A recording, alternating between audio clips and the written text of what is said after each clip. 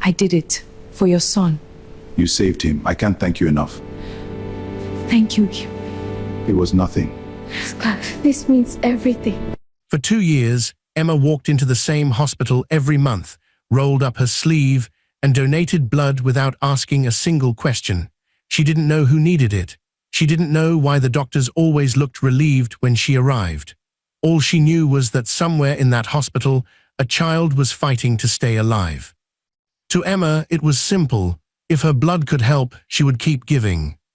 But one stormy evening, after her final donation, everything changed. A black luxury car pulled up outside the hospital. A man in an expensive suit rushed through the doors, his face filled with panic. Nurses whispered, doctors stood straighter, and then Emma heard a name that made the whole room freeze. The child she had been saving wasn't just any child. He was the only son of one of the richest billionaires in the country. But the biggest shock wasn't his wealth. It was what the billionaire did when he finally discovered the identity of the woman who had kept his son alive for 2 years.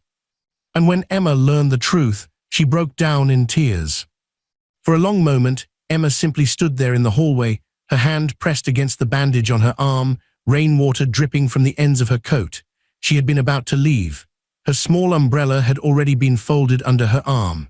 The nurse at the donation room had thanked her with the same trembling smile she always gave, the kind of smile that seemed too heavy for a simple thank you. Then the doors had burst open. The man in the expensive suit did not look like someone who was used to being afraid. He moved like the world normally stepped aside for him. His hair was dark and damp from the rain, his jaw tight, his eyes sharp with terror. 2 security men followed him, but he barely noticed them. His entire attention was fixed on the doctor rushing toward him. "Mr. Blackwood," the doctor said, his voice low but urgent. "He's stable for now." The name moved through the hallway like electricity. Blackwood. Everyone knew that name. Adrian Blackwood owned hotels, shipping lines, hospitals, newspapers, towers that touched the clouds, and companies whose names appeared on medicine bottles and charity plaques. His face had been on magazine covers, always calm, always unreadable. People called him cold. People called him ruthless. People called him the man who could buy anything. But standing there, under the harsh hospital lights, Adrian Blackwood looked like a father who could lose everything. Emma froze. The child. Her child. Not hers by birth, not hers by name, but the child who had lived because she had kept coming back. For 24 months, she had sat in the same blue chair, squeezed the same rubber ball, watched her blood fill the same bag, and gone home weak but grateful. She had imagined the child sometimes, a small girl with ribbons in her hair, a quiet boy with pale hands, a baby too tiny to understand pain. She had never asked. The hospital had said privacy rules prevented them from revealing anything, and Emma had accepted that. Now she knew. A billionaire's son. The knowledge should have made her angry. It should have made her feel used, as if the rich had quietly taken from the poor again. But all Emma felt was a strange, deep ache, because beneath the name, beneath the wealth, there was still a sick child behind those doors. The doctor guided Adrian toward a private elevator. Before the doors closed, the billionaire turned his head, as though sensing someone watching him. His eyes met Emma's. For 1 second, the noisy hallway faded. Emma saw something in his face that startled her. Recognition, not the recognition of someone who knew her, but of someone who had seen a ghost. The elevator doors slid shut. "Miss Hayes," a nurse said gently beside her. Emma blinked. "Yes." "You should sit down, you look pale." "I'm fine," she forced a smile, "just tired." The nurse's eyes went to the bandage on Emma's arm. Then, just as quickly, she looked away. That was the first time Emma realized they had not told Adrian Blackwood who she was. Or perhaps they had been forbidden to. She left the hospital in a daze, stepping into the rain with her umbrella still unopened. The storm soaked through her coat as she walked to the bus stop. Luxury cars glided past, their windows black, their engines quiet as secrets. Emma watched them through the rain, and thought of the small apartment waiting for her on the other side of the city, where the ceiling leaked over the kitchen sink and the heater worked only when it felt merciful. She laughed once softly, without humor. A billionaire's son. All this time, she had been saving a boy whose father could have purchased the entire street where she lived, but money could not make blood appear where none existed. Money could not force a match.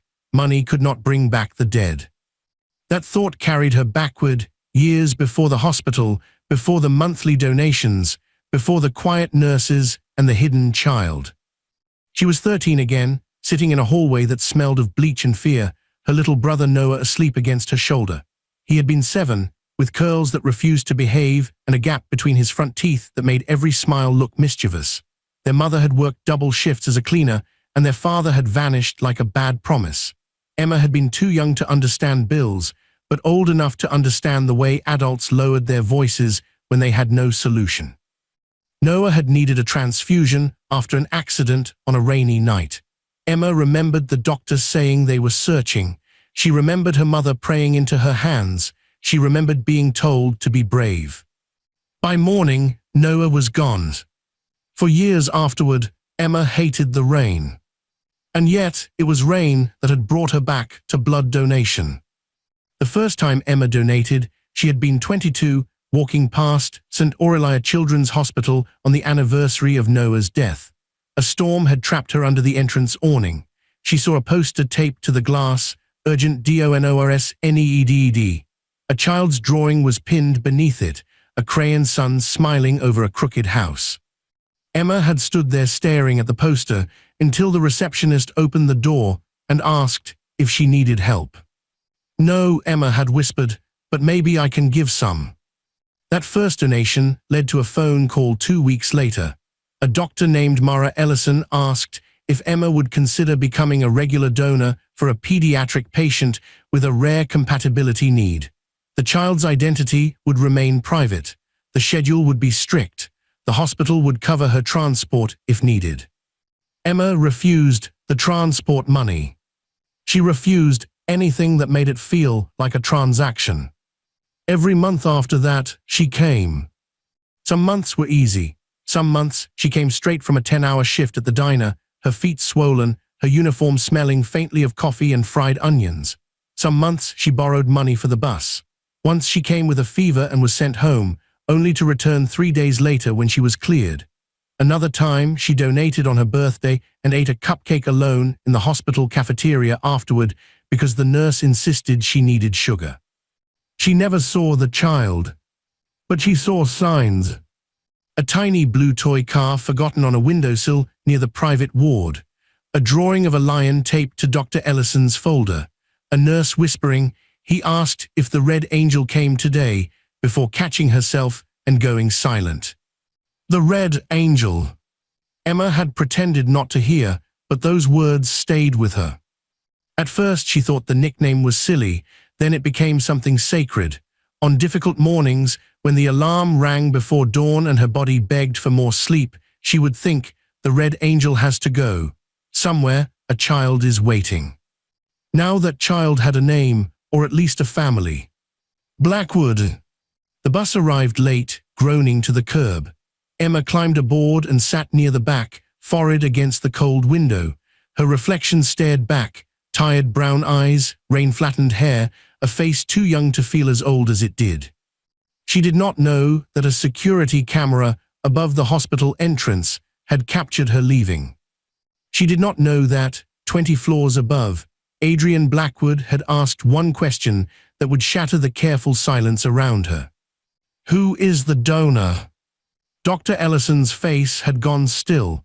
"Mr. Blackwood, you know the agreement." "I know my son has asked about her for 2 years." She requested anonymity. "She knows nothing about us." "No."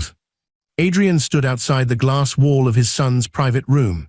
Inside, 9-year-old Leo Blackwood slept beneath a blue blanket, his small chest rising and falling with the help of machines that blinked softly in the dim light. A stuffed lion rested under his arm. His skin was pale, his eyelashes dark against his cheeks. Adrian placed one hand on the glass. Then why did she look at me like she knew? Dr. Ellison hesitated. That hesitation was enough. Adrian turned. Tell me her name. I can't. My son is alive because of her. And because she trusted us not to turn her kindness into a spectacle. The words hit harder than Adrian expected. He looked back at Leo. Even asleep, the boy's hand was curled around the stuffed lion's paw, the same toy his mother had given him before she died. His mother, Clara. The ache of her name still lived beneath Adrian's ribs. Clara had been the only person who could make him feel ashamed of his pride without saying a word. She had married him when he was rich, but not yet untouchable. She had laughed at his serious face, dragged him to community clinics, made him fund school libraries, and once spent an entire gala hiding in the kitchen because she said the waitstaff had better stories than the donors. After Leo was born, Clara made Adrian promise something strange. If anything ever happens to me, she told him one night, rocking their infant son by the window, don't raise him behind glass. He had kissed her hair. Nothing will happen to you. But something did. A sudden illness, a week of doctors saying hopeful things in careful voices, a funeral where Leo, only 4, asked why everyone was whispering. After Clara died, Adrian built glass everywhere. Glass cars, glass offices, glass walls, private doctors, private schools, private elevators. He told himself he was protecting Leo. He told himself the world was dangerous and people wanted pieces of the Blackwood name. He told himself a sick child needed silence, control, privacy. Then Leo's condition worsened, and no amount of money could solve it. The first time Leo received Emma's blood, the color returned faintly to his cheeks. He woke after hours of fever and asked for pancakes. Adrian had stepped into the hallway and cried where no cameras could see him. Every month after that, the mysterious donor came. And every month, Leo survived. Adrian had asked about her before, many times. Each time, Dr. Ellison refused. Clara would have liked Dr. Ellison, he thought. Clara liked people who could say no to him. But that night, something changed. The woman in the hallway had not looked greedy. She had not looked impressed. She had looked wounded. And familiar. Not her face exactly. Something in the way she stood with one hand folded over the other, as though holding herself together. Clara used to do that when she was trying not to cry. Find out what you can without breaking the law, Adrian told his assistant later that night. His assistant, Miles, had worked for him for 12 years and knew how to hear the words beneath the words. You want her identity. I want to know if she's safe. Miles raised an eyebrow. Safe. Adrian's gaze stayed on the rain sliding down the window. Anyone who gives that much to a stranger usually has lost something. Miles did not answer, because sometimes Adrian said things that sounded less like orders and more like confessions. Across the city, Emma reached her apartment and found the kitchen light flickering. Her neighbor Mrs. Alvarez had left soup by the door in a covered bowl with a note, "You look too thin lately. Eat." Emma smiled for the first time that evening. Her apartment was small but clean, second-hand furniture, a cracked mirror, a little shelf of books rescued from thrift stores. On the wall near her bed hung the only photograph she had of Noah, his grin wide, his hands holding up a paper crown he had made in school. Beside it was a photo of her mother, Rosa Hayes, wearing her cleaner's uniform and laughing at something outside the frame. Emma touched the frame lightly. "You won't believe who it was," she whispered. The room gave no answer. That night she dreamed of Noah running through a hospital corridor with a toy lion, calling for her to hurry. When she woke, her pillow was damp. The next morning, the world acted as if nothing had changed. Bills still waited on the counter. The diner still needed her by 7. Her manager still complained that she smiled too little for customers who tipped too little. Emma tied on her apron, pinned back her hair, and carried plates through the breakfast rush. But near noon, a black car stopped outside the diner. Everyone noticed. Cars like that did not stop on Briar Street unless they were lost. A man stepped out with an umbrella though the rain had stopped. He was older, neatly dressed, with silver at his temples and the calm expression of someone trained never to be surprised. He entered the diner, looked around, and found Emma immediately. "Miss Hayes?" he asked. Emma tightened her grip on the coffee pot. "Yes. My name is Miles Corvin. I work for Mr. Adrian Blackwood." The coffee pot suddenly felt heavy. Her manager, Denise, appeared from behind the counter as if summoned by money. "Can we help you?" Miles gave her a polite smile. "I was hoping to speak with Miss Hayes privately." "She's on shift," Denise said. "I'll pay for the hour." Denise opened her mouth, closed it, then turned to Emma. "Take your break." Emma followed Miles outside, her pulse loud in her ears. The black car waited at the curb, engine running. She did not get in. "I'm not interested in money," she said before he could speak. Miles looked faintly surprised. "I haven't offered any." "You were going to." "I was going to say thank you." The words disarmed her. Miles reached into his coat and pulled out an envelope. Emma stepped back. "No. It's a letter," he said, "from Mr. Blackwood." Emma stared at the envelope. Her name was written across it in dark ink. Emma Hayes, not Miss Hayes, not donor, Emma. "How did he find me?" Miles paused, carefully. "That's not an answer." "No, it is." She almost refused the letter, but curiosity, that dangerous little flame, made her take it. Miles bowed his head slightly. "Mr. Blackwood would like to meet you when you are ready, not for publicity, not for obligation, just to thank you." "What about the child?" "Leo." The name struck her softly. "Leo." The lion drawings, the stuffed toy, the red angel. Miles continued. "He knows only that someone kind has been helping him. He has wanted to thank you for a long time." Emma looked down at the envelope, then back at Miles. "Does he know his father sent you?" "Yes." "And does he know I'm poor?" Miles did not flinch. "I don't think that matters to him." Emma almost laughed, because people who had never been poor always thought poverty did not matter. It mattered when shoes split in winter. It mattered when medicine cost more than groceries. It mattered when a mother worked herself into an early grave and people called it bad luck instead of a broken system. "I need to get back to work," she said. Miles nodded. "Of course." He left without pushing. That bothered her more than pressure would have. For the rest of the shift, the envelope burned in her apron pocket. She did not open it until late that night, after she had paid the electricity bill, eaten Mrs. Alvarez's soup, and sat on the edge of her bed beneath the photo of Noah. The letter was handwritten.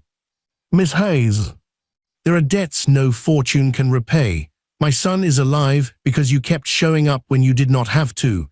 I have been told you asked for nothing and wanted no attention. I will respect that. But I cannot remain silent while the person who saved my child remains a stranger. Leo calls you his red angel. I told him angels do not usually like attention. He said, then just say thank you quietly. So I am saying it quietly. Thank you. Adrian Blackwood." Emma read the letter 3 times. It was not what she expected. No grand offer, no dramatic promise, no check tucked inside, just words that seemed too simple for a man who could buy headlines. She folded it carefully and placed it beneath Noah's photograph. For 3 days, she did nothing. Then the hospital called. Not Dr. Ellison this time, but a nurse named Priya, whose voice usually sounded warm and brisk. Now it trembled. "Emma, I'm sorry to call so suddenly. Leo is asking for you." Emma stopped in the middle of tying her shoelace. "He knows." "Not everything. He's having a difficult day. Mr. Blackwood asked us not to pressure you, but Leo overheard enough to understand there's someone. He keeps saying he wants to meet the Red Angel before his surgery." "Surgery." Silence. Emma sat down slowly. Priya's voice softened. It was scheduled after the final donation series. It's important, he's scared. Emma looked at Noah's photograph. The paper crown, the gap-toothed grin, the boy no donor reached in time. I'll come, she said. St. Aurelia looked different in daylight, less haunted. The windows shone. The children's ward had murals of whales and planets, bright colors trying to fight fear. Emma wore her best dress. Navy blue with a repaired seam near the waist, and carried a small paper bag with a gift inside. She had stood in a toy store for 20 minutes, unable to afford most things, until she found a little wooden lion that fit in her palm. Dr. Ellison met her at the elevator. Are you sure? The doctor asked. Emma nodded. Leo is gentle, but he asks direct questions. I can handle direct. Dr. Ellison studied her face. Mr. Blackwood will be there. Emma's stomach tightened. I know. The private room was at the end of a quiet corridor. 2 guards stood outside, but one look from Dr. Ellison made them step aside. Inside, sunlight fell across a bed where a small boy sat propped against pillows, a tablet forgotten in his lap. He had dark hair like his father, large grey eyes, and a face too serious for 9. Adrian Blackwood stood near the window. When Emma entered, he turned. Again, that strange recognition flickered across his face. But Leo saw her first. He stared, then whispered, "You're real." Emma's throat closed. She walked to the bed slowly. I hope that's okay. Leo nodded hard. I thought maybe Dad made you up so I wouldn't be scared. I'm not made up, she smiled, just ordinary. Leo shook his head. No, you're the Red Angel. Emma laughed softly, though tears had already filled her eyes. I don't have wings. Maybe they're invisible. Behind her, Adrian looked away. Emma held out the paper bag. I brought you something. Leo pulled out the wooden lion. His eyes widened as though she had handed him treasure. He looks brave. He is, Emma said, but sometimes brave lions are scared too. Leo rubbed his thumb over the lion's carved mane. I'm scared a lot. Me too. You are. All the time. But you still came. Emma swallowed. Yes. Leo seemed to consider this deeply. Then maybe being brave means coming anyway. The room went quiet. Adrian's hand tightened on the windowsill. Emma sat beside Leo for nearly an hour. He asked her favorite color, favorite food, whether she liked dinosaurs, whether angels paid rent, and why adults always said procedure when they meant something scary. Emma answered every question except the ones that belonged to doctors. Finally, Leo grew tired. His eyelids drooped, but he fought sleep. Will you come after? He asked. Emma looked at Adrian, then back at the boy. After the surgery. Leo nodded, so I know I made it. The sentence broke something inside her. I'll come, she promised. Leo relaxed and fell asleep with the wooden lion in one hand. Emma rose quietly. Adrian followed her into the hall. For a moment, neither spoke. Then he said, I owe you my son's life. Emma looked at the polished floor. No, you don't. I do. You don't know me well enough to owe me anything. I know enough. She lifted her eyes. Do you? Then you know I didn't do it for you. The words came sharper than she intended, but Adrian accepted them without defense. I know, he said. That made her angrier somehow. She had expected arrogance, a man who would try to own gratitude, a man who would offer a number large enough to make her disappear from his conscience. Instead, he looked exhausted. Why didn't you tell me? She asked. Why hide him? His jaw moved slightly, because my name attracts vultures. And kindness. He flinched. Emma regretted it immediately, but the question had already landed. My wife used to ask me things like that, he said quietly. Emma looked toward Leo's door. I'm sorry. She died 5 years ago. So did my brother. Emma said before she could stop herself. Adrian's eyes shifted back to her. Noah, she continued, surprising herself with the need to say his name. He needed blood after an accident. There wasn't enough time. I started donating because I couldn't save him. Adrian's face changed, not pity, something heavier. I'm sorry, he said. Emma nodded once, me too. The elevator chimed at the end of the hall. A woman in a cream coat stepped out, followed by a man with a camera bag. Adrian's expression hardened instantly. Mr. Blackwood, the woman called, is it true your son's donor has been found? Emma felt the floor tilt. Adrian stepped in front of her, so fast she barely saw him move. Leave. The woman smiled like a knife. The public would love to know about the mysterious lifesaver, especially if rumors are true that she's from the East Side. Leave, Adrian repeated. Security moved in. But the camera flashed once. Emma raised a hand too late. By nightfall, her face was online. Not her name at first, just a blurry photo of her leaving the hospital beside Adrian Blackwood. Headlines asked questions the way vultures circle. Who is the woman who saved Blackwood's son? Secret donor or secret lover? Billionaire's mystery, woman from poor neighborhood. Emma found out when Denise shoved a phone in her face at the diner. Is this you? The whole kitchen went silent. Emma stared at the image, her body turned cold. I need to go, she whispered. Denise blocked her. Are you involved with him? What? No. Because if reporters come here, I need to know what to say. Say nothing. But reporters came anyway. By afternoon, they were outside the diner. By evening, they were outside her apartment. Mrs. Alvarez shouted at them from her window in Spanish and threatened to dump mop water on their cameras. Emma locked herself inside, curtains drawn, heart pounding. Her phone rang with unknown numbers. Someone slipped an envelope under her door, offering money for an interview. Another note said she should be ashamed for using a sick child to get rich. Emma sank to the floor and covered her ears. She had wanted anonymity not because she was noble, but because she knew how cruel people could be when they thought your pain belonged to them.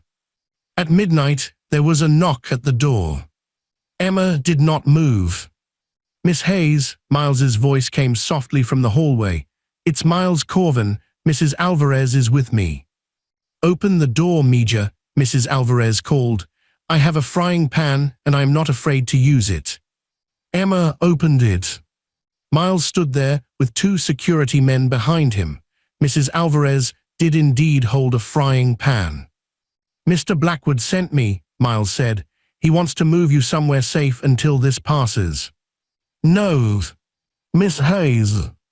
No, I'm not being hidden in some rich man's building because people are cruel. Mrs. Alvarez put a hand on her shoulder. Child, pride is not a lock. Emma's eyes filled with tears. This is my home. Miles's voice softened. Then we'll secure it. And he did. Within an hour, the reporters were pushed back legally, politely, firmly. A lawyer issued warnings. Security took positions outside the building. Mrs. Alvarez made tea and announced that rich people were useful only when properly supervised. Emma almost laughed. The next morning, Adrian came himself. He stood in her tiny kitchen, too tall, too polished, looking painfully out of place beside the cracked tiles and dripping faucet. Mrs. Alvarez sat at the table like a judge. You should have protected her before the cameras came, she told him. Adrian bowed his head. Yes. Emma blinked. Men like him did not usually accept blame so quickly. Mrs. Alvarez narrowed her eyes. Good, we begin with truth. Adrian turned to Emma. I am sorry. You didn't take the picture. But I brought you into my world, unprepared. Your world found me because your world thinks everything is for sale. He absorbed that too. You're right. Again, no defense. It made her feel unsteady. I can stop most of the press, he said. Not all, but enough. And what do you want in return? Nothing. No one wants nothing. Adrian glanced at Noah's photograph on the wall. His face went still. Your brother. Emma nodded. He looks happy. He was. Adrian studied the picture for a moment longer. Leo used to smile like that before hospitals taught him to save energy. Emma's anger weakened. Mrs. Alvarez, who missed nothing, stood and announced she was going to make more tea even though no one had finished the first cup. Left alone, Emma and Adrian stood in silence. My son's surgery is tomorrow, he said. I know. He asked for you again. I promised I'd come after. Adrian's voice lowered. He asked if you would wait during. Emma closed her eyes. Waiting during surgery was different. Waiting meant belonging, even temporarily, to the circle of fear outside the operating room. It meant packing floors with family. It meant hopping with people who had a claim. I don't want to intrude, she said. You wouldn't be. I'm not family. Adrian looked at her with an expression she could not read. Neither was Clara, the first time she sat with me through something impossible. Emma opened her eyes. Your wife. He nodded. My father had a heart attack. Clara and I had only been dating for 3 weeks. She appeared at the hospital with a bag of sandwiches and told me powerful men forget to eat when frightened. Despite herself, Emma smiled. She sounds bossy. She was magnificent. The word held so much love that Emma looked away. I'll wait, she said. The surgery lasted 7 hours. Emma sat in a private family room with Adrian, Miles, and an older woman named Agnes who had been Leo's nanny since birth. Agnes knitted with furious speed and muttered prayers under her breath.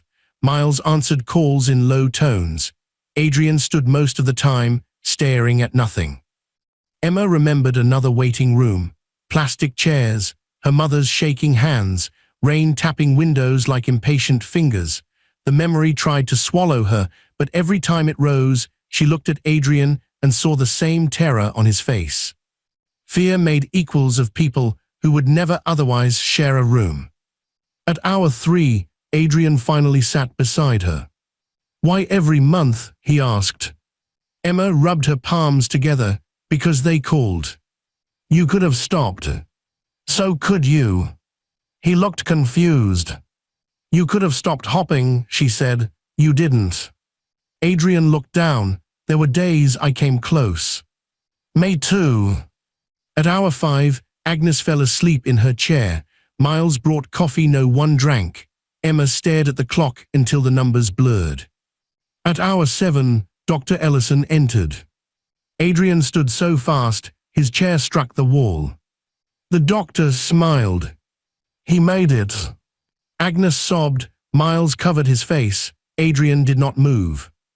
Emma pressed both hands to her mouth, tears spilling before she could stop them.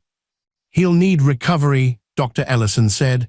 There are still risks, but the surgery went as well as we could have hoped. Adrian turned away, one hand over his eyes. Emma had seen men cry before, but never like that, silently, completely, as if the body had finally been given permission to break. Without thinking, she touched his arm. He looked at her, and for one impossible second, the billionaire and the waitress disappeared. There were only 2 people standing on the far side of loss, staring at a door that had opened instead of closed. Leo woke 2 days later. His first words were, "Did the lion behave?" Emma, sitting in the chair beside his bed, held up the wooden lion. Mostly, he tried to order pizza at midnight. Leo smiled weakly. That means he's getting better. Adrian, standing at the foot of the bed, laughed. It was the first time Emma heard him laugh. The sound transformed his face. She understood then why Clara might have loved him before the world hardened around him. Leo's recovery was slow but steady. Emma visited when she could, careful not to become too visible, careful not to let the press build a story she had not chosen. Adrian's lawyers forced several tabloids to retract lies, but the public, once fed a mystery, wanted a feast. Some people called her a hero. Some called her a gold digger. Some asked why a poor woman deserved privacy after getting involved with a billionaire. Emma learned that strangers could invent versions of you faster than you could defend the real one. One evening, after a long shift, she found Adrian waiting outside the diner again. This time he stood without the car door open, without Miles, holding 2 paper cups of coffee from the cheap place next door. "You look like you're about to apologize," she said. "I often am, around you. That must be new for you." "It is." She took the coffee. They walked down Briar Street, past shuttered shops and graffiti-covered walls. Adrian's shoes looked too expensive for the cracked sidewalk. Emma noticed him looking at a boarded-up clinic on the corner. "That used to be a community health center," she said. "What happened?" "Funding dried up. People got sick anyway." He winced slightly. "What?" she asked. "Blackwood Medical acquired the network that closed it." Emma stopped walking. Adrian stopped too. The air between them shifted. "My mother went there," Emma said quietly, "after Noah died, for grief counseling, for blood pressure medicine. When it closed, she had to take 2 buses to another clinic. She started missing appointments." Adrian's face lost color. "I didn't know," he said. "No, men in towers usually don't."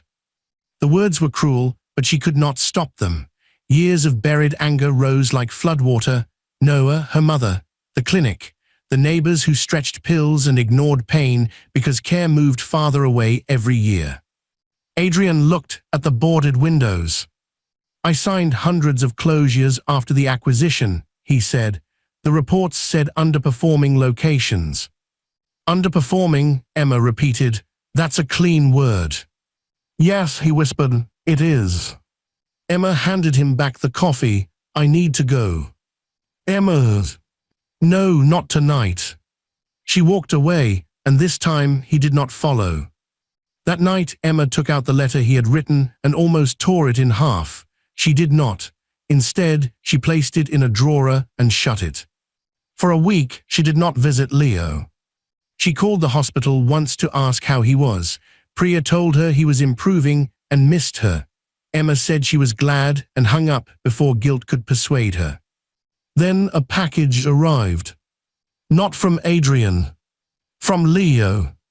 Inside was a drawing of 3 lions standing in front of a hospital. One lion was small and holding a wooden lion. One was tall and wore a serious black suit. The third had brown hair, invisible wings, and a bandage on her arm. At the bottom, in careful handwriting, Leo had written, "Dad says sorry is only real if it changes something. I told him to start with the clinic." Emma sat on her bed, holding the drawing, and felt the anger in her chest tremble. The next day, the news broke. Blackwood Foundation to reopen Eastside Health Center. Adrian stood at a podium outside the boarded-up clinic on Briar Street. Cameras flashed. Reporters shouted. He looked thinner than usual, his face serious. "For years," he said, "companies like mine have measured health care by numbers that failed to count human cost. That failure harmed communities. This clinic should not have closed. Others like it should not have closed. We will reopen this one first, and then we will review every closure made under my authority." A reporter asked if this was because of the mystery donor. Adrian paused. "This is because I was wrong," he said. Emma watched from Mrs. Alvarez's apartment, hidden behind lace curtains. Mrs. Alvarez crossed herself. "A rich man admitting wrong on television," she said. "The world may end." Emma laughed through tears. But reopening a clinic was not magic. Permits took time. Contractors found mold. Former staff had moved on. Community leaders mistrusted every promise. Adrian came to meetings and listened while people shouted at him. Emma attended one in the back, arms crossed, expecting him to leave after the first insult. He stayed for 3 hours. An old man named Mr. Baptiste stood and said his wife died waiting for treatment after the clinic closed. The room went silent. Adrian did not offer excuses. He stood, faced the old man and said, "I'm sorry, I know that does not repair anything, but I will carry her name into every decision we make here." "What was her name then?" Mr. Baptiste challenged. Adrian looked at his notes. Evelyn Baptiste. The old man sat down and wept. Emma looked away. After the meeting, Adrian found her near the exit. "You came," he said, "to see if you'd run." "Did I?" "Not yet." A faint smile touched his mouth, then faded. "Leo asks about you every day." "I miss him. He thinks you're angry with him." Emma's heart clenched. "No. I told him adults get complicated." "He probably asked why." "He did." "What did you say?" "That sometimes adults are scared to forgive because forgiveness feels like letting someone escape." Emma stared at him. He met her eyes. "I don't want to escape what I did, Emma." The sincerity in his voice frightened her more than arrogance would have. Arrogance was easy to reject. Change was harder. Change asked something of the wounded too. "I'll visit him tomorrow," she said. Leo was sitting up when she entered, thinner but brighter, with the wooden lion on his tray. "You disappeared," he said, trying to sound accusing but mostly sounding hurt. Emma sat beside him. "I'm sorry." "Were you mad because Dad closed the clinic?" Emma blinked. "He told you." "Not at first. I heard Agnes yelling at him." From the corner, Agnes sniffed proudly. Emma smiled. "I wasn't mad at you." Leo looked down at the lion. "Sometimes Dad thinks money fixes stuff. Sometimes adults think that." "But you do." Emma considered. "Money can fix some things, roofs, medicine, buses, but it can't fix everything." "Like what?" "Missing someone." Leo nodded slowly. "I miss Mom." Emma's chest tightened. "I know. Dad misses her too. But he does it quietly, which is annoying." A sound came from the doorway. Adrian stood there, clearly having heard. Leo looked up. "It is." Adrian crossed the room and sat on the other side of the bed. "You're right." Leo's eyes widened. "I miss her loudly inside," Adrian said. "I just forgot you couldn't hear it." Leo's face crumpled. He reached for his father, and Adrian gathered him carefully, mindful of tubes and healing places. Emma looked down at her hands, giving them privacy, but Leo reached out and grabbed her fingers too. So she stayed. After that, Emma's life became divided into before and after. Before, she had been invisible. After, people knew her name. The hospital, with her permission, released a simple statement. Emma Hayes had been a voluntary donor for a pediatric patient and requested privacy. Adrian publicly thanked her without turning her into a trophy. He refused every interview that asked about romance or scandal. When a reporter shouted, "Is she being compensated?" he answered, "Kindness is not a purchase." Still, offers came. Book deals, talk shows, sponsorships. A company wanted her to hold an energy drink and say heroes needed fuel. Emma threw that letter away laughing. But one offer she did not throw away. The newly reopened clinic needed community coordinators, people who understood the neighborhood, people who could help patients arrange appointments, transport, paperwork, blood drives. Adrian did not offer her the role directly. He knew better by then. The clinic director, a sharp woman named Dr. Sanar Patel, interviewed Emma herself. "I'm not hiring you because of Mr. Blackwood," Dr. Patel said. "I'm hiring you because Mrs. Alvarez says you know everyone's business and can keep a secret." Emma laughed. "That sounds accurate." The salary was modest by Blackwood standards and life-changing by Emma's. She left the diner after Denise tried to take credit for discovering her. On Emma's first day at the clinic, she found a plaque near the entrance. "In memory of Noah Hayes and Evelyn Baptiste, and for every life that deserved more time." Emma stood before it, unable to breathe. Adrian appeared beside her, careful to keep distance. "I should have asked," he said. She traced Noah's name with one finger. "No, it's okay." "I found the records," he said softly, "about the night your brother died, the shortage, the delays, the hospital request that went unanswered because the old donor registry system was underfunded." Emma closed her eyes. "I can't change it," Adrian said, "but the foundation is funding a new emergency donor network, citywide first, then national if we can." Emma looked at him. "Because of Noah. Because of Noah, because of Leo, because of you." She cried then, not loudly, not dramatically, but with the quiet force of someone who had held back years of rain. Adrian did not touch her until she reached for his hand. Months passed. Leo grew stronger. The first time he walked into the clinic without a wheelchair, the staff applauded so loudly he blushed and hid behind Adrian. The second time, he brought a backpack full of drawings for the pediatric room. The third time, he announced that when he grew up, he would become a doctor who explains things properly. Emma told him that was the most heroic kind. The bond between Emma and Leo deepened in ways no one could neatly define. She was not his mother, she never tried to be. Clara's photograph remained beside his bed, and Emma sometimes helped him choose flowers for her grave, but Emma became something else, a witness, a safe place, a person who had given part of herself before she ever knew his name. One afternoon, Leo asked her, "Did you ever wish it had been someone poor?" Emma looked up from the puzzle they were building. "What do you mean?" He fitted two blue pieces together. "When you found out it was me, were you mad I was rich?"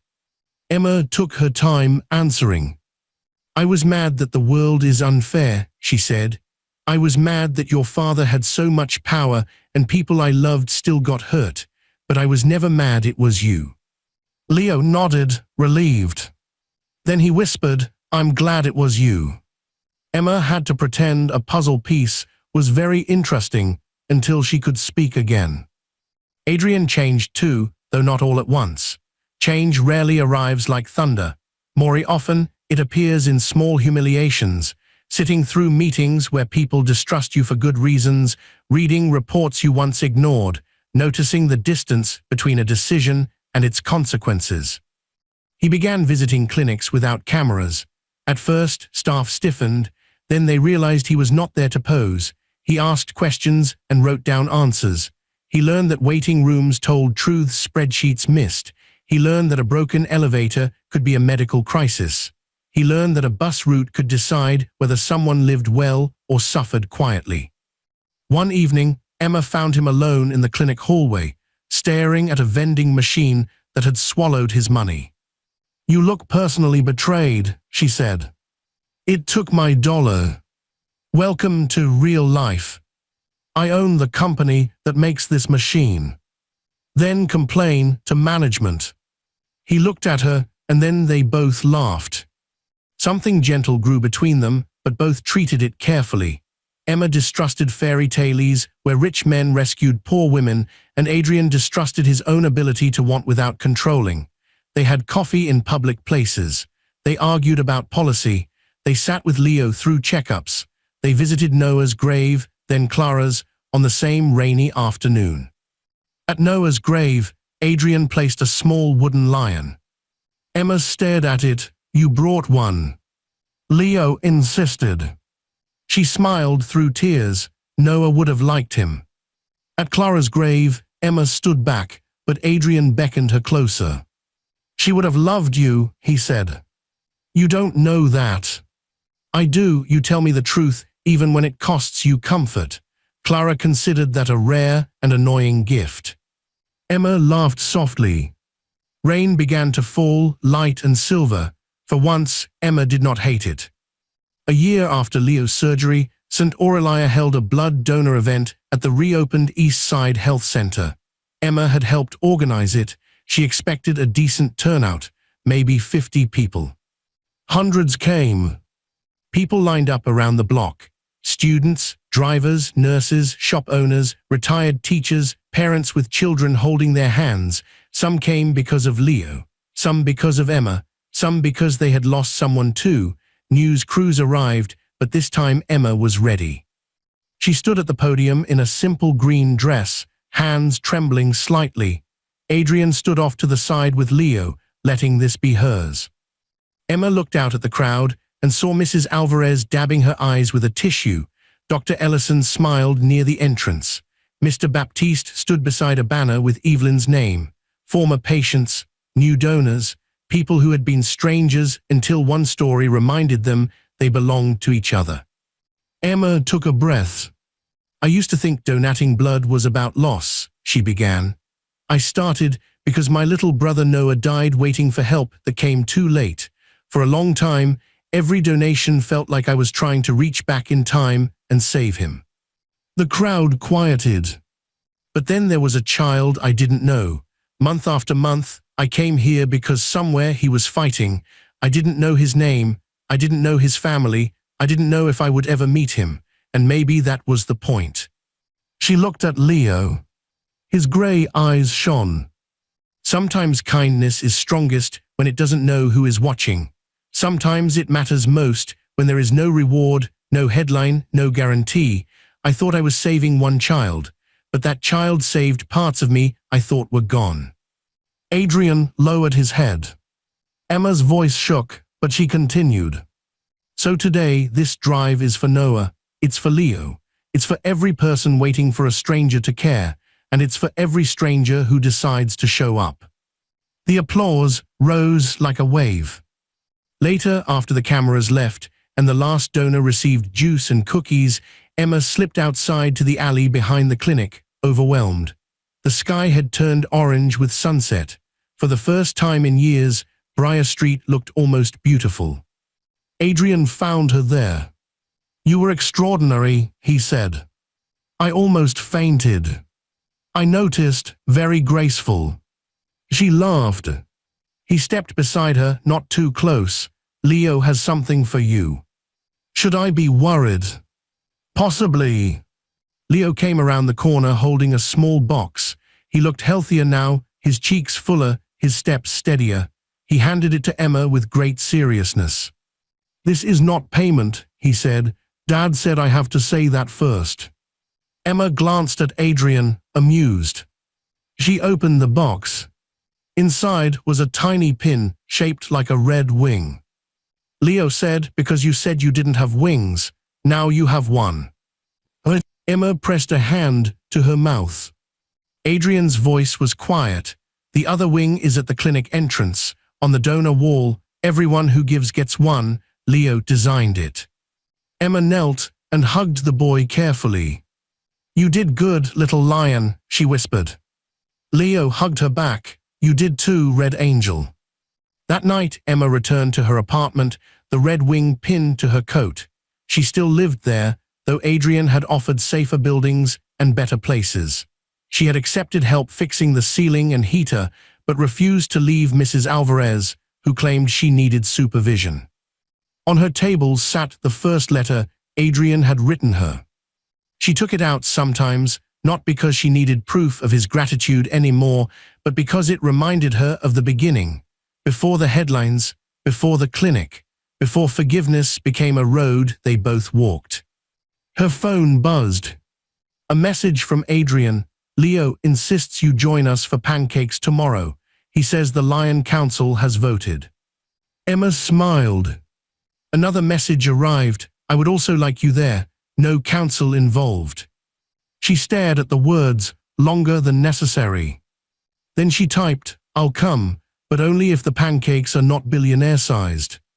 His reply came quickly. I don't know what that means, but I'll ask the chef to be humble. Emma laughed out loud, startling the quiet room. She looked at Noah's photograph on the wall. For years, she had spoken to him only in grief. Now, for the first time, she spoke with something like peace. You would have liked them, she said. Outside, rain began to tap against the window. Emma listened. It no longer sounded like the night she lost everything. It sounded like the night Everything had started to return. And far across the city, in a house that had once felt too large for the people inside it, Leo Blackwood placed the wooden lion on his bedside table beside a photograph of his mother and a drawing of 3 lions. Adrian stood in the doorway, watching his son arrange them carefully. "Dad," Leo said. "Yes. Do you think Mom sent Emma?" Adrian looked at Clara's photograph. Her smile remained bright and knowing, forever caught in a moment before loss. "I don't know," he said softly, "but I think your mother believed the world was kinder than I did." Leo nodded. "Emma says the world gets kinder when people show up." Adrian smiled. "She's usually right." "Usually." "Don't tell her I said that." Leo grinned, then grew thoughtful. "Are we family now?" The question entered the room gently. Adrian sat on the edge of the bed. For years, he had thought family meant blood, name, protection, walls. Then a stranger had given blood without a name, and his walls had cracked open. He had learned that family could be chosen in waiting rooms, rebuilt in clinics, whispered through apologies, and drawn by a child as lions standing side by side. "I think," Adrian said carefully, "family is sometimes the people who keep coming back." Leo smiled and hugged the wooden lion. "Then she's family." Adrian kissed his son's forehead. "Yes," he whispered, "she is." The next morning, Emma arrived for pancakes just as sunlight broke through the clouds. Leo ran to the door with Agnes scolding him not to run. Adrian stood behind him, smiling in that quiet way he had learned, the one that no longer looked like armor. Emma stepped inside, carrying a paper bag. "What's that?" Leo asked. "Pancake emergency supplies." Adrian looked concerned. "There are emergency pancake supplies. There are when billionaires are involved." Leo peeked in the bag and gasped, "Chocolate chips." Agnes pretended to disapprove, then immediately asked for some. As they moved toward the kitchen, Emma paused in the entry hall. The mansion still intimidated her sometimes, with its marble floors and tall windows, but it no longer felt like a museum of grief. Leo's drawings covered one wall. A pair of muddy shoes sat by the stairs. Somewhere, a dog barked, because Leo had finally convinced Adrian that recovery required a puppy. Life had entered the house. Adrian noticed her pause. "Everything all right?" Emma nodded. For a moment, she saw the path behind her. A girl in a hospital hallway losing her brother, a young woman under a stormy awning reading a donor poster, a tired waitress rolling up her sleeve month after month, a billionaire father breaking behind glass, a boy calling a stranger an angel. None of it had been simple, none of it had been fair, but somehow, through grief and anger and courage, they had arrived here. Leo shouted from the kitchen, "The Lion Council demands chocolate." Emma smiled and walked toward his voice. She had once thought saving someone meant stopping death. Now she understood it could also mean returning life to the living. And in the years that followed, whenever people asked Emma why she had donated blood for a child she did not know, she never mentioned the billionaire first. She never mentioned the headlines, the mansion, the clinic, or the money that finally moved in the right direction. She only said this because once someone I loved needed a stranger, and no stranger came, so I became one. That answer traveled farther than any scandal. It brought donors to hospitals. It reopened conversations in families. It made people check on neighbors. It taught Leo that wealth meant responsibility, taught Adrian that power without humility could harm, and taught Emma that even a heart cracked by loss could still become a door. Years later, on the wall of the East Side Health Center, beneath hundreds of red wing pins, there was a photograph of Emma, Leo, and Adrian standing together at the first donor drive. In the picture, Leo held up the wooden lion. Adrian looked at his son with quiet wonder. Emma looked slightly embarrassed by the attention, but happy. Below the photograph were words Leo had written himself. "Thank you to every stranger who shows up." And every month, on the same date Emma had once walked alone into St. Aurelia, a new group of donors arrived at the clinic. Some were nervous. Some were grieving. Some came because of a video they had seen online about a woman who donated blood for 2 years without knowing she was saving a billionaire's son. They came expecting a story about wealth. They left understanding it was never about wealth at all. It was about a woman who kept showing up, a child who kept fighting, a father who learned to change, and a single act of kindness that quietly became enough to save more than one life.